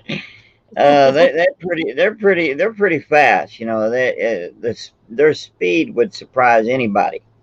It'd be a shock. Right. You know, because really, I mean, people see movies of big hulking giants, so to speak, you know, going at a slow thumping gait, you know. That's not reality. No. You know, so yeah, they can sit there and think that just because they're big that they're going to be slow. Nah, it's not true. I mean, look at buffalo. They're big, and look how fast they can run. Yeah. You know, I mean, elephants, they can run very fast. Not to say that, you know, that Bigfoot don't do a bluff charge, because it's possible. That's probably because you're getting right up on them. So they're going to come at you and say, okay, back off. And, you know, everybody has different experiences when they go out. Like Michigan Bigfoot, North Michigan Bigfoot, you know, he scans around the woods out around him, and he does like the drone footage stuff, and he actually goes out and looks to see what he can't catch on camera too. And his stuff is really good too, because it's like I see like all this like shimmering going on. I see shadows in the trees, and I'm screenshotting this stuff, and I'm just make sure I'm seeing what I see. And if they're really good pictures, I send them to him. And I'm like, okay, well, you see, there was this here, there was that here. I don't know if you've seen this, but there was something right there too. And you know, he posts them pictures up. He's like, okay, yeah, well, he sees what I see, apparently. No all different right, than question for Life's Adventures, keeping it real. Okay. What was going on at the time? What was happening at the time? What was you doing? Where was you at? I mean, what was the surroundings, the situation?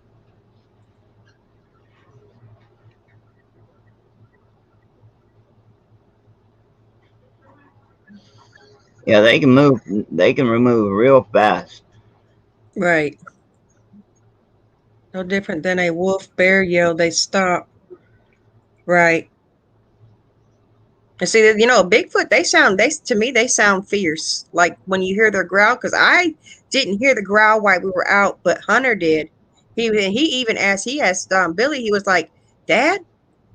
He said, did your stomach growl? Billy was up ahead of us. Me and Hunter was towards the back. I don't know how he could have heard Billy's stomach growling. And Hunter's like, oh, that wasn't me, son. And to find out it was the Bigfoot, because it was right there by us. That's when it took off running through the water, because I think it heard Hunter, or knew that, you know, we knew that it was there. A good way to put it. It was in the weeds somewhere. Oh yeah, I mean that right there. I mean, that was amazing on what you caught. Yeah. There, you know, and not to mention that one picture that Billy showed me, you know, on his phone. Yeah. That was that was a big gomer. Yeah, that thing right there. It was standing up against the tree. It had its back facing towards us and its face towards the tree. And I didn't see that during filming, because had I seen it, I would have stopped and zoomed in on it, but caught it afterwards. He said he was in Alaska salmon fishing when yeah, the surrounding area, that also can be a factor, you know, because see, the thing is with Sasquatch, I mean, think in the terms like, okay, if you was dealing with a bear, I know Sasquatch is not a bear, but think of it like this: a bear. Now, sometimes they'll usually will leave a person alone. They will try to avoid a human. That's why they always say, to go, hey bear, hey bear, oh Bubba boy.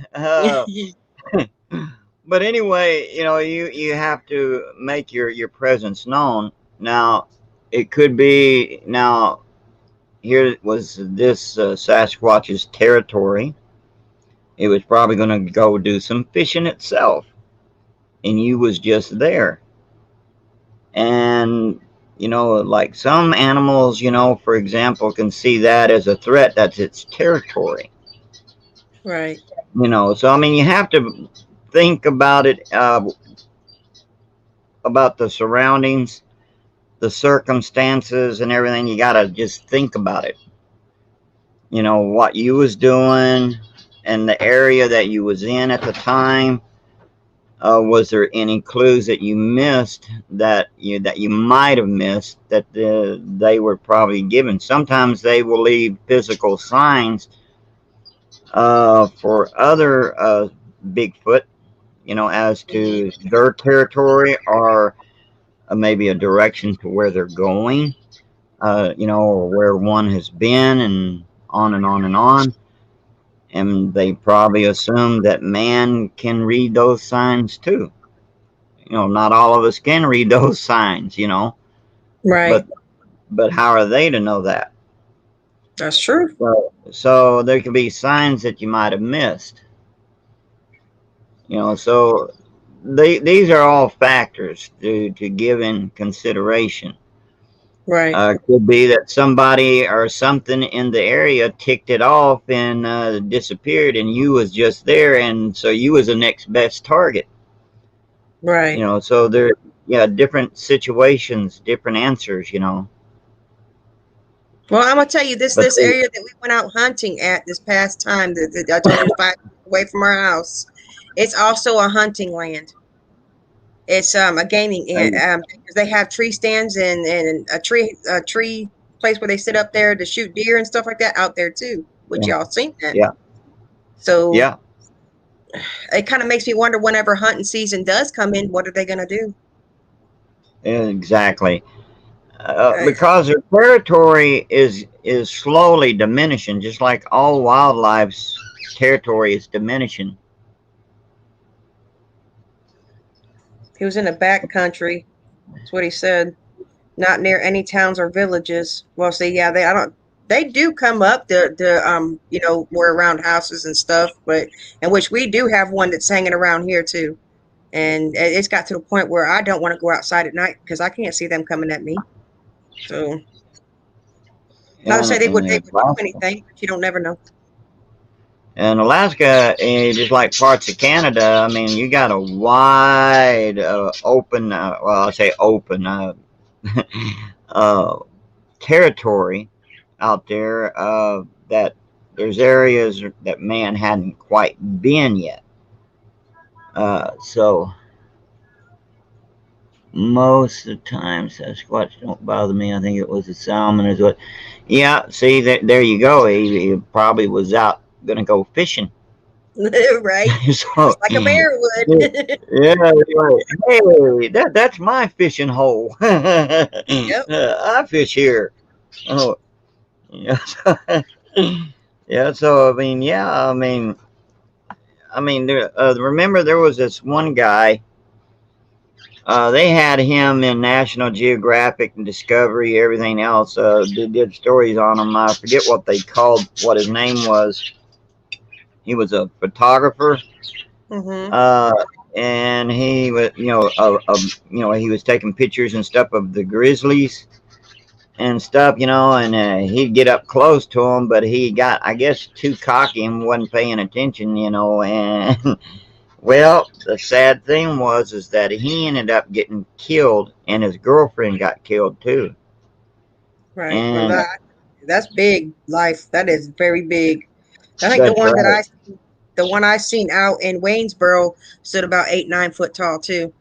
It was definitely tall, and it stood on 2 feet, and big and hairy, and big old eyes too. Oh So, yeah. and I didn't have my camera in my hand at the time. That's the only thing I wish I would have had. I did not have my camera in my hand at the time, because I would have snapped a picture over there, and I'd have got it too. Oh yeah. I mean, there's nothing better, that if people can get good evidence, and show it to where someone can honestly say there's no doubt about it. That would be an awesome piece of footage, and to catch. That's true. Of course, nowadays you got people that we want a body. It's like, No. no, no. No. That's like, if I knew where, like, say, for example, if I saw one and I caught footage of it, actual good footage of it, and then someone come wanting to know where it was at, I wouldn't tell them. Right. Because I would not want them to go out and kill it, because it's just wrong all the way around, Quick. Hey, Cheryl. It's nice. Okay, I'm getting ready to end this soon anyways, because we've been up here for 2 hours, and usually after 2 hours my hotspot starts acting stupid.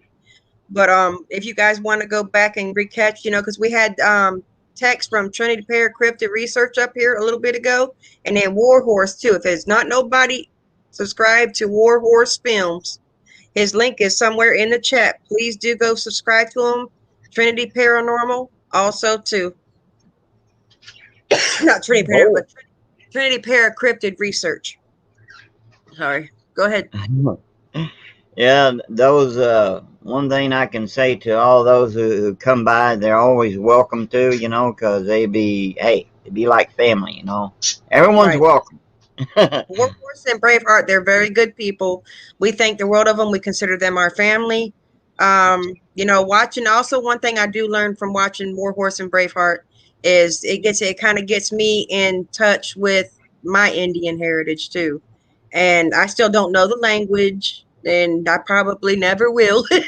But it's always nice to hear different things about, their nationality and stuff like that. You'll learn stuff like that going on their lives also, because we stay up on Warhorse's live. It seems like if I'm not up there, Billy's up there. Yeah, one or the other, or both. They're not both. Oh, and I wanted to sit there and mention that also later tonight, I'm going to upload a video on Grandpa Silas, the Grandpa Silas Show. That's a new channel, all comedy, so hope to make people laugh and, and lift their spirits up, So, hey, I hope you will enjoy it, go over there and subscribe, and hit the like and all that kind of good stuff, and have some giggles on us. Go check out Northern Michigan Bigfoot. Go check him out too. I've got to get Billy up here to get the channels that I follow real closely. Northern Michigan Bigfoot will be one of them, and of course you guys too, and Tex. But definitely go check out his stuff too, because he's got some good footage too. If you like them Bigfoot stories and stuff like that, he's got some really good footage too. Awesome. Oh, and don't forget Braveheart. She's got a channel. We got to get more content on it, but it's Braveheart's videos. Okay, well, have her send me the link to my messenger. All right. I'll subscribe to her, because I didn't know she had a channel. Yeah, she has a channel. It just hadn't had a lot of content on it. Been real busy, but we plan on getting a little bit more content on it. Okay. Well, Life just said there is now a law in the state of Alaska.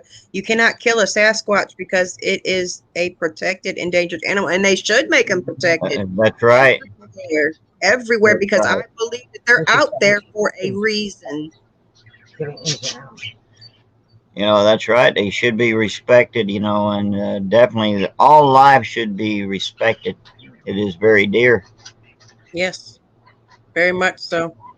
All right, all my lovelies. I'm going to get off of here, and I appreciate everybody that came up here today to join me on my live and talk to Warhorse and Tex and everybody in the chat. You guys have been simply amazing. I love you all, and as always, you watch out for them Bigfoot.